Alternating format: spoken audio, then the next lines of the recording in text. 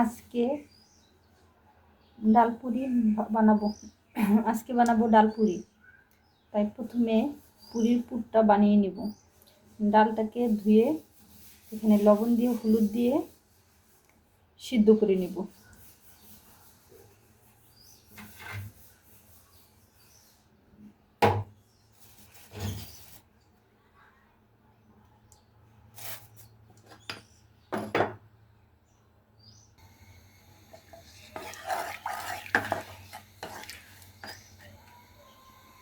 ঢাকনা দিয়ে ঢেকে দেব। এখানে দিয়ে দিচ্ছি কিছুটা লবণ পরিমাণ মতো, আর স্বাদ বাড়ানোর জন্য দিয়ে দিচ্ছি কিছুটা চিনি।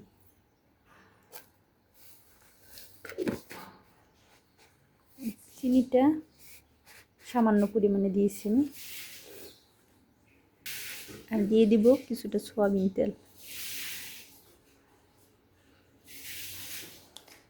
তেলটা দিয়ে আমি ভালোভাবে তেলটা দিয়ে ময়দাটা আমি ভালোভাবে মেখে নেব। তেলটা দিয়ে আমি এরকমভাবে মিশিয়ে নিয়েছি। এখন পানি দিয়ে ভালোভাবে মুথে নেব। পানিটা আমি অল্প অল্প করে দিব। পানিটা একত্রে বেশি দিলে পাতলা হয়ে যেতে পারে। ময়দাটা আমার মাখানো হয়ে গেছে। এখন ঢেকে রাখবো কিছু টাইমের জন্য।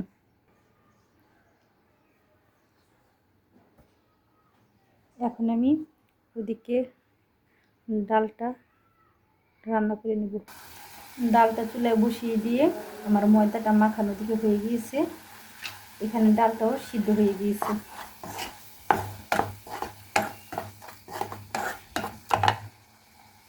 এভাবে আমি পানিটা পুরোপুরি শুকিয়ে নেব।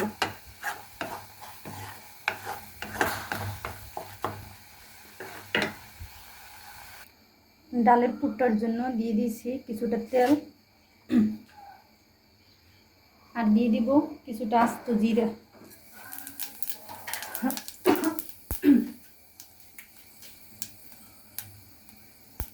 আর দিয়ে দেব পেঁয়াজ কুচি।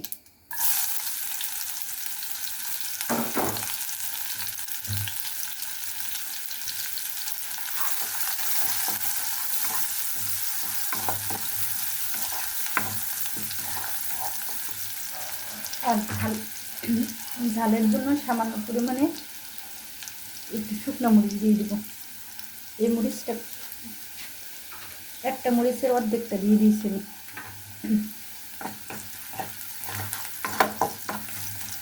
বেশি ঝাল দিব না, কারণ আমার বাবু খাবে, এই কারণে।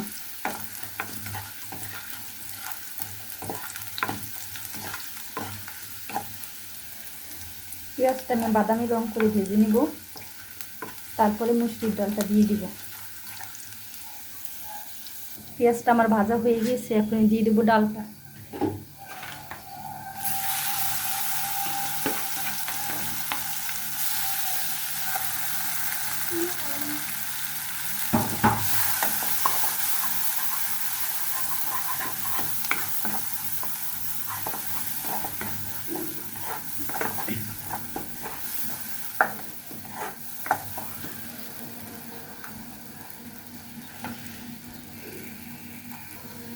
ডালের পুরটা আমার ঠান্ডা হয়ে গিয়েছে। এখন ঠান্ডা করতে দিয়ে দিব। ডালের পুরটা এখন ঠান্ডা করে নিব। এদিকে আমার ময়দার খামিরটা আমি আরেকটু 2-3 মিনিটের জন্য একটু মুথে নেব। ভালোভাবে মেখে নিলে পুরিটা ভালো হয়, খাস্তা হয় ভেতরটা।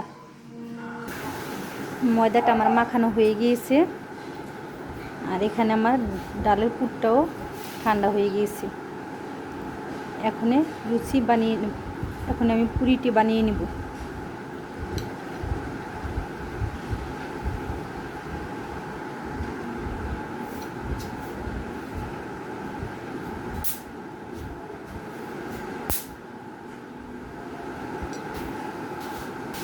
আমি ডালের পরিমাণটা এরকম দিব, এর থেকে বেশি দেবো না, এর থেকে কমও না।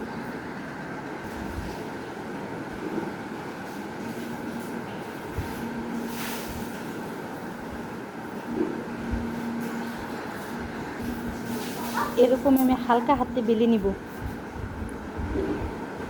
বেশি জোরে বেলে নিলে পুরিটা ছিঁড়ে যেতে পারে, ভালোভাবে ফুলবে না। আমার বেলে নেওয়া হয়ে গিয়েছে। এরকম করে আমি সব পুরিটি বেলে নেব।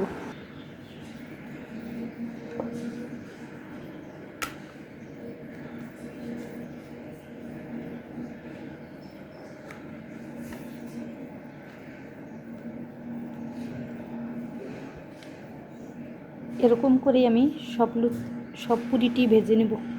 এরকম করে আমি সব পুরিটি বানিয়ে নেব। ময়দাটা যে ভালোভাবে মাখা হলে পুরিটা বানাইতেও ততটা সহজ লাগে, ততটা কঠিন হয় না, আর দেখতে সুন্দর। ময়দাটা ভালোভাবে মেখে নেবেন। ভালোভাবে যদি মাখানো না হয় তাহলে পুরিটা ততটা ভালো হয় না।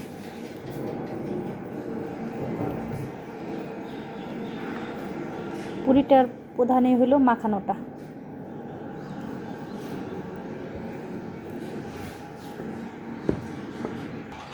পুরিটি আমার বানানো হয়ে গিয়েছে। এখন ভাজার জন্য চলে যাব।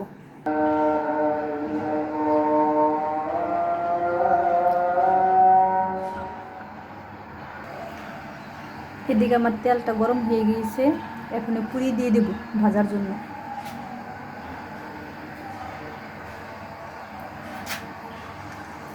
বিসমিল্লাহ।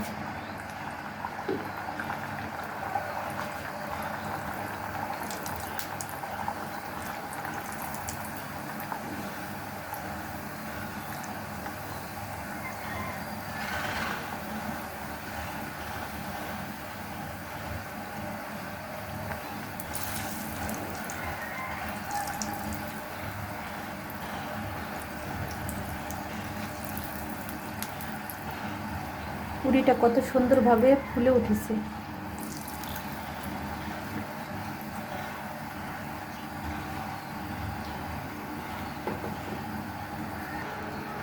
পুরিটা আমার ভাজা হয়ে গেছে, এখন তুলে নেব।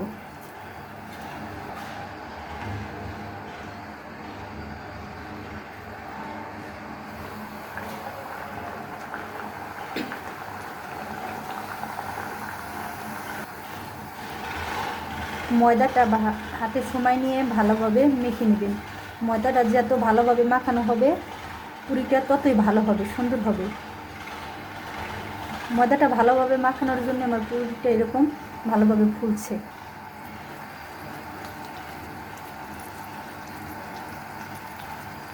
চুলার আঁচটা আমি মিডিয়ামে রেখেছি, এতে পুরিটা ভালোভাবে ভাজা হবে।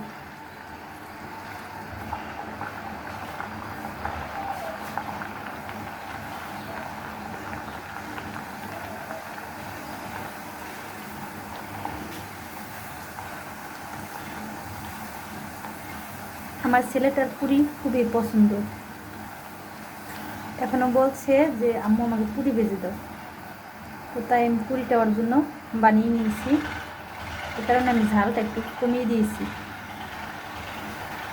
ঝালটা বেশি করেও দেওয়া যায়, বেশি করে দেওয়া যায়, কম করে দেওয়া যায়। আমি আমার স্বাদ মতো দিয়েছি, আপনারা আপনাদের স্বাদ মতো দিয়ে নেবেন। আমার সব কটা পুরি এরকমভাবেই ফুলে যাচ্ছে। আমার সব কটা পুরি এরকমভাবে ফুলেছে। ময়দাটা ভালোভাবে মেখে নেবেন। ভালোভাবে মেখে নিলে সবটি পুরি এরকমভাবেই ভালোভাবে ফুলে যাবে। ময়দাটা যত ভালোভাবে মাখানো হবে ততই পুরিটা ভালোভাবে ফুলে উঠবে, ভেতরটাও খাস্তা হবে।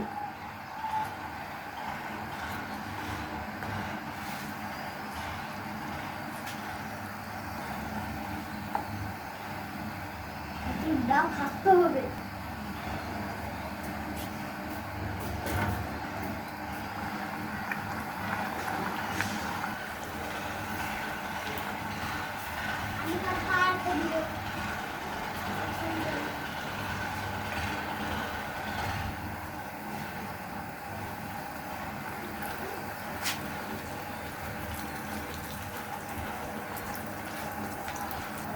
আমার এই পুরির সাইজটা একটু বেশি বড় হয়ে গিয়েছে।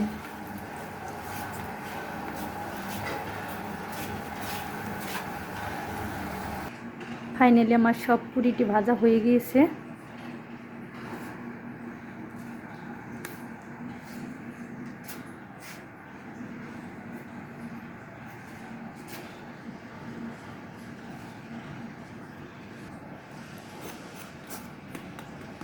পুরিটা এরকম মশমশা হয়েছে, সব কটা পুরি এরকম ভালোভাবে ফুলেছে আর মশমশাও হয়েছে।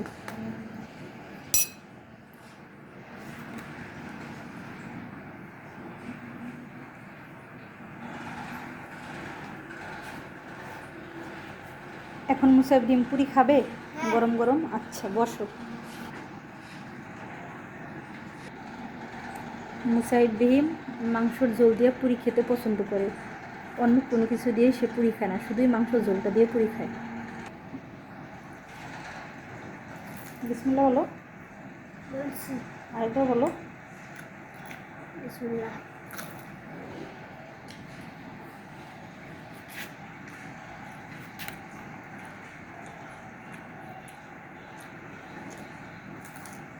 মাশাআল্লাহ, আমার ছেলেটার পুরিটা খুবই পছন্দ, ছোটোবেলা থেকেই ওর পুরিটা পছন্দ, তাই আমি বাইরের পুরি দিই না, ওকে ঘরে বানিয়েই দিই। এক এক টাইমে এক এক রকমের পুরি বানিয়ে দিই। আলু পুরি বানিয়ে দিই, মাংসের পুর দিয়ে পুরি বানিয়ে দিই, ডাল পুরি বানিয়ে দিই। আর ডাল পুরিটাই সবথেকে বেশি পছন্দের।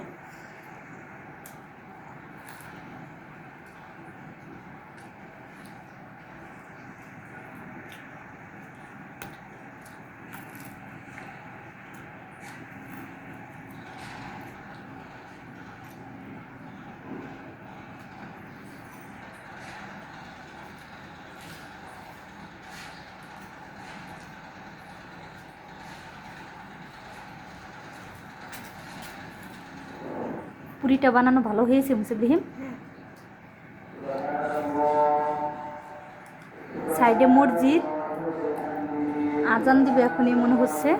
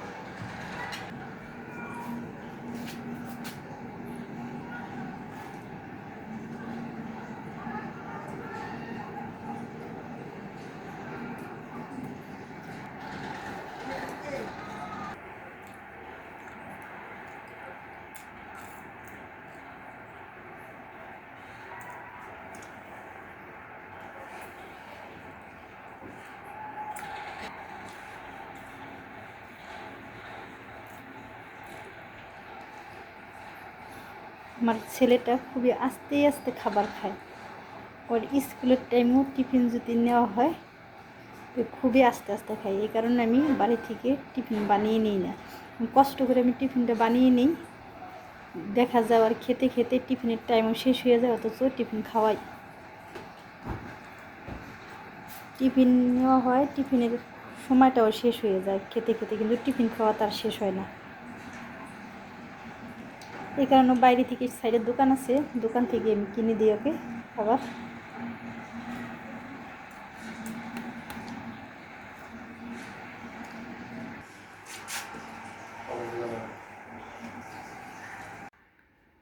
আমাদের এখানে প্রতিদিন সকালেই শাক আসে, টাটকা শাক ভ্যানে করে, সবজি আসে, শাক আসে প্রতিদিন সকালে, টাটকা টাটকা নিয়ে আসে তারা। এই শাকটিও খুবই টাটকা আর লাল, মোবাইলে ততটা লাল বোঝা যাইতেছে না, কিন্তু শাকটিও অনেক সুন্দর লাল রঙের। এখানে আমি 3 আটি শাক নিয়েছি।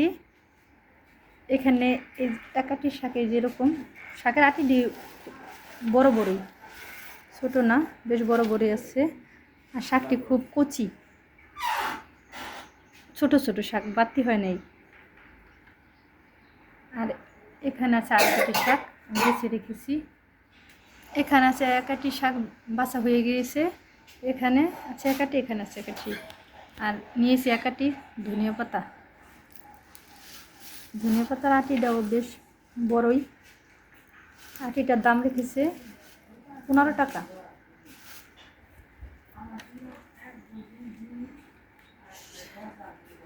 দোকানদারের নানান ধরনের শাক আনে ভ্যানের ভিতরে, পালং শাক, লাল শাক, এরকম অনেক ধরনের 5-6 রকম আইটেমের শাক নিয়ে আসে।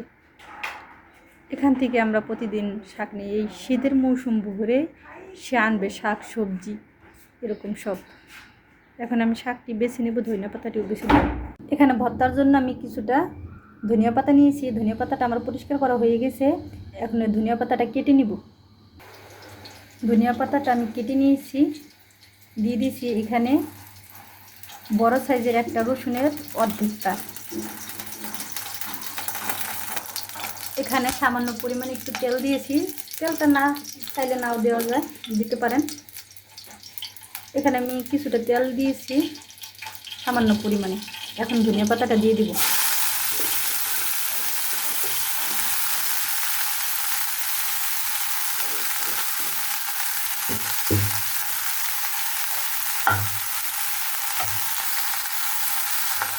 এখানে দিয়ে দিয়েছি, এখানে দিয়ে দেবো কিছুটা কাঁচামরিচ। লাল হয়ে গেছে, এটিও কাঁচামরিচ গাছের, কিন্তু মরিচটা লাল হয়ে গিয়েছে। এখন এই 2 রকমের মরিচ আমি দিয়ে দেবো এখানে।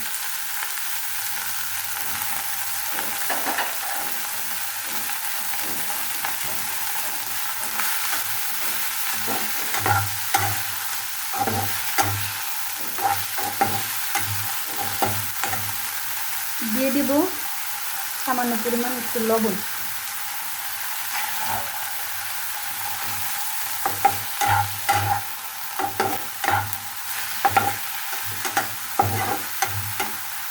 এখানে ঢাকনা দিয়ে ঢেকে সিদ্ধ করে নেব। ঢাকনা দিয়ে আমি ঢেকে দিয়েছি। কিছুক্ষণের জন্য জাল দিয়ে নেব।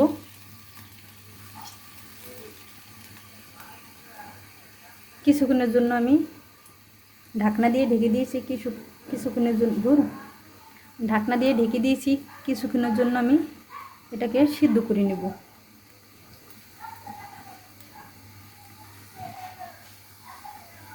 ঢাকনা দিয়ে ঢেকে দিয়েছি। সিদ্ধ হওয়া পর্যন্ত ঢাকনা দিয়ে ঢেকেই দিব। ঢাকনা দিয়ে ঢেকে দিয়েছি। সিদ্ধ হলে ঢাকনাটা তুলে নেব। ঢাকনাটা এখন তুলে নেব।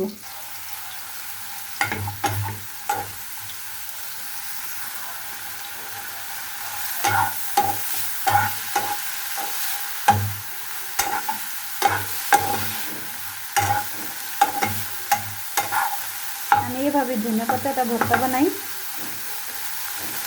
এমনি তো কাঁচা ও ধনিয়া পাতা এভাবে না ভেজে করা যায়, কিন্তু আমার কাছে ওইটা ততটা মজা লাগে না। এভাবেই ভালো লাগে। ওইটা কীরকম যেন একটা পানি পানি লাগে, পাতলা পাতলা হয়ে যায় ভর্তাটা।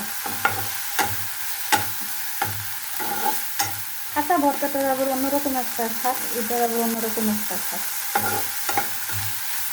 দুইটার আলাদা আলাদা। দুইটা ভর্তা খেতে আলাদা আলাদা স্বাদ লাগে। ধনিয়া পাতাটা আমার সিদ্ধ হয়ে গিয়েছে আর ভাজাটাও হয়ে গিয়েছে। বেশি ভাজবো না, এরকমই রাখবো। এখন তুলে ভর্তাটা আমি বেটে নেব।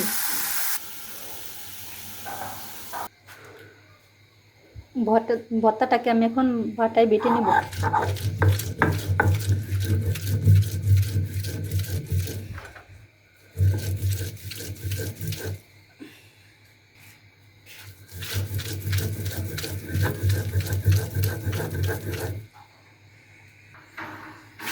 আমার কারো হাতের ভর্তা বানাইয়ে খেতে ইচ্ছা করে না, খেতে ইচ্ছা করে না।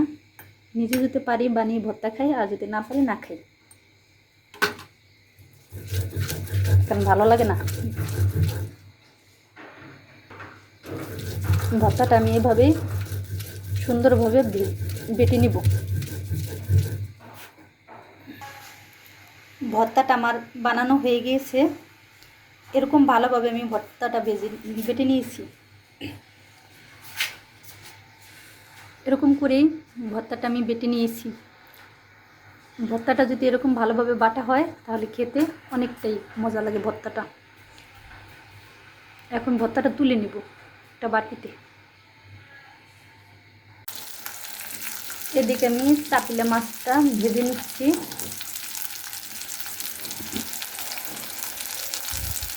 মাছটা মশমশা করে ভেজে নেব। এখন আগুন দিয়ে দিয়েছে, আর আমার রান্না এখনো পর্যন্ত শেষই হয়নি।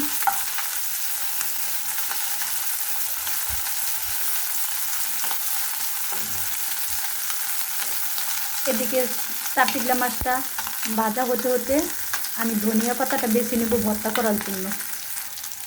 মাছটিকে আমি এখন উল্টিয়ে নেব।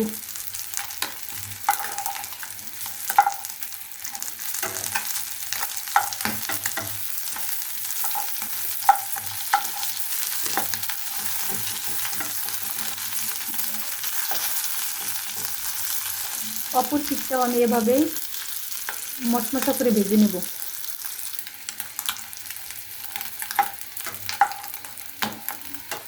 মাছটা আমার মশমশা করে ভাজা হয়ে গিয়েছে, এখন নামিয়ে নেব। এই মাছটা যদি এরকম মশমশা করে ভেজে নেওয়া যায় তাহলে খেতে কোনো কাঁটা লাগে না, এভাবেই খাওয়া যায়। কোনো কাঁটাই মনে হয় না যে ভিতরে কোনো কাঁটা আছে, এরকম ভিতরে মাছটা ভালোভাবে ভাজা হলো। এখন মাছটাকে তুলে নিব। এখানে আমার রান্না কমপ্লিট হয়ে গিয়েছে। এখানে আছে লাল শাক, মুসুরির ডাল, চাপিলা মাছ ভাজা আর ধনিয়া পাতা ভর্তা।